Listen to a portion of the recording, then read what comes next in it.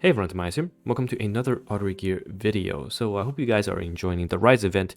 A ton of fodders, a ton of drops. You're able to make a ton of 6 stars. So I've been asked a lot of times, what are some of the 3 stars or 4 star units that are worth 6 starring for during this event? And I thought about it. I think I'm going to tackle this from a raid perspective because the only reason why you want multiple 6 stars outside of PvP is because you want to prep for raid, and raid is coming up, as we know, in the next few weeks.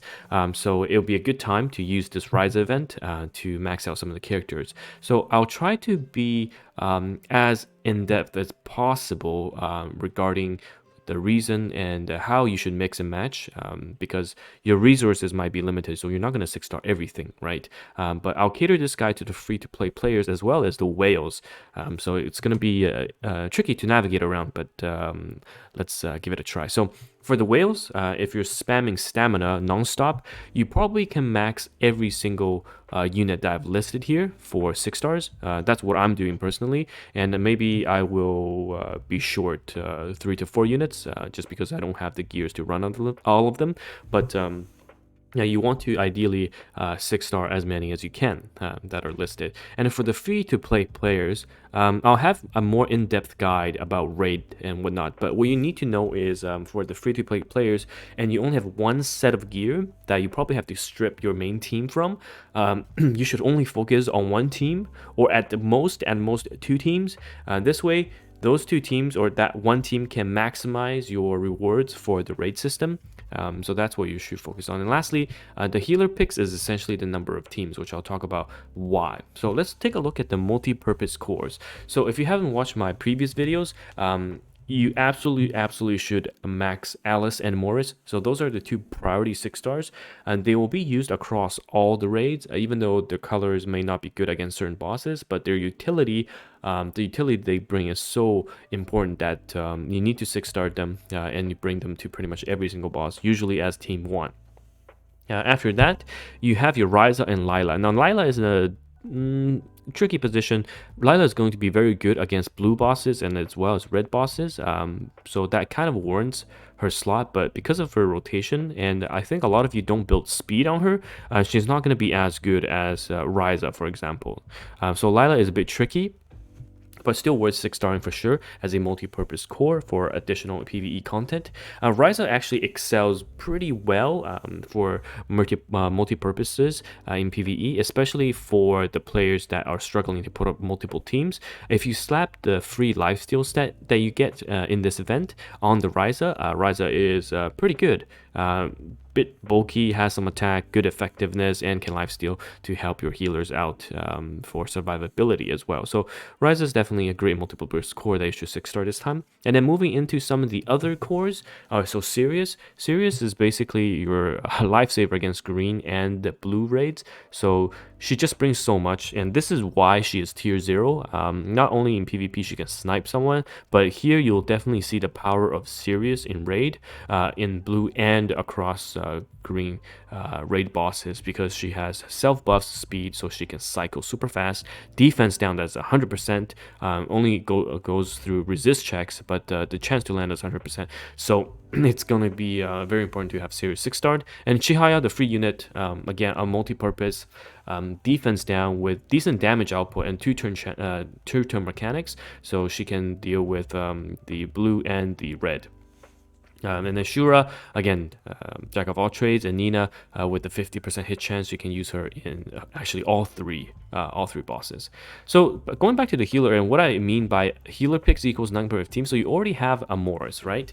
Basically, every single team, the setup for raid is you have a healer, you have a support. So this is the general setup. So 1 healer, 1 support, and then 2 slots left. So in the 2 slots left for the team, you either have usually you have a defense breaker and then a damage dealer. So let's say one of the most popular teams for against red bosses early on is Morris Alice. So Alice the support and Morris the healer. And then for defense down, you have Verbana, who is also really good at damage output, and then Corax as a damage dealer.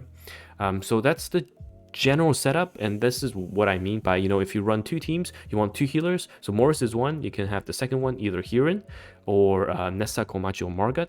Or if we get Cream before the raid comes out, then Cream for sure is. She is really, really good in PvE.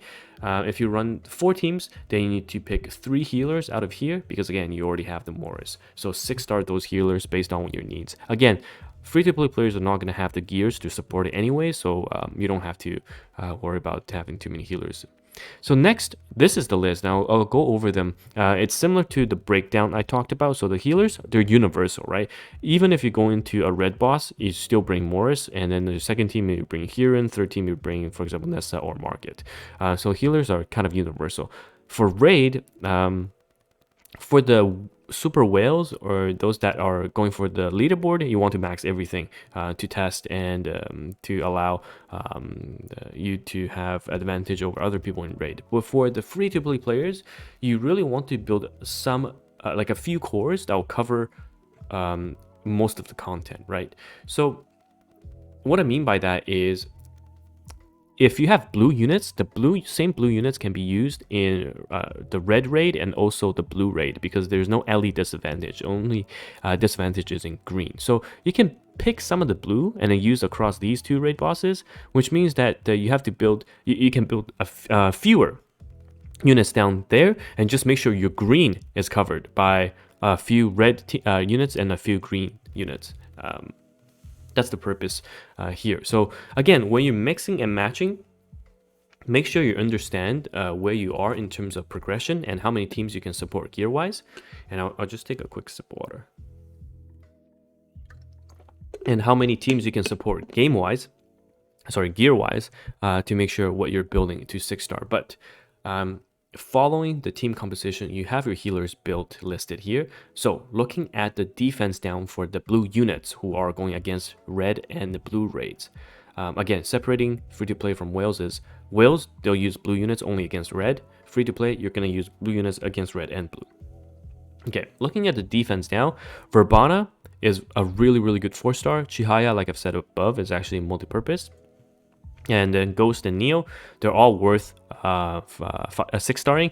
Neo is more of a whales tool to open up into later teams and boxes, because Neo, you need unique equipment. So it's very heavy investment. I wouldn't recommend for free-to-play players. And then in terms of damage, for blue, they have a lot of options. Corax, Lila, Suriel, Ginga, all very good.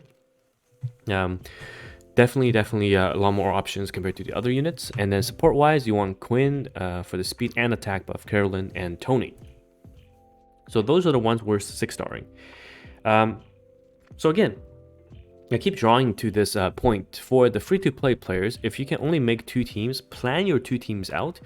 Maybe your 2 teams across the 3 raids is only 9 units, because you're going to mix and match to cover the elemental disadvantages.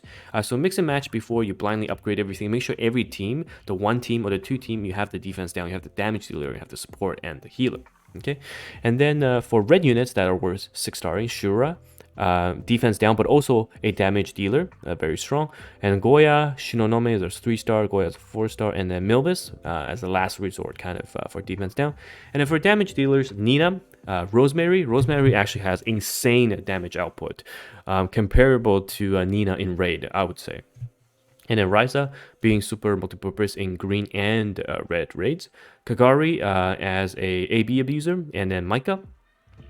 I'll have optimal setup, team setups later on as well. This is just for people to focus on what to 6-star first, but optimal setups I can bring in a later video for raid.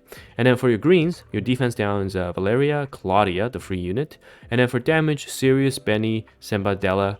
So once you get to Senba, these ones are like not ideal. Even Benny is not ideal. So you can see for green, choices are super limited. You pretty much just have Valeria and Klaudia as a defense breaker, and then Sirius is your damage dealer, even though Sirius is one of the best damage dealers, and then support and in this unit, the 4-star healer, Diancht. So for green, a lot of times against the blue raid bosses, you just bring some blue units. That's just how it is, because they have a better kit here. So you're not going to bring green because of LE disadvantage. You're just going to bring a lot of the blue teams. mostly because again, green units are so limited right now, it's difficult.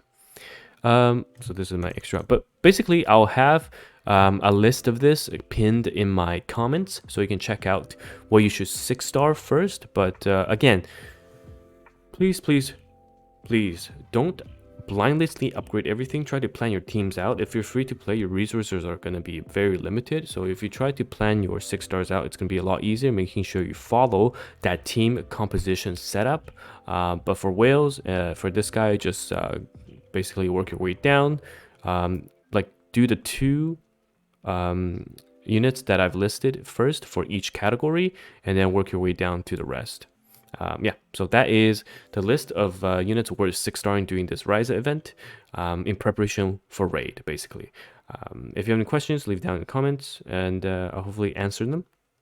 And I'll have more in-depth raid stuff for you guys later, but for now, just farm away, and I'll see you guys in the next video.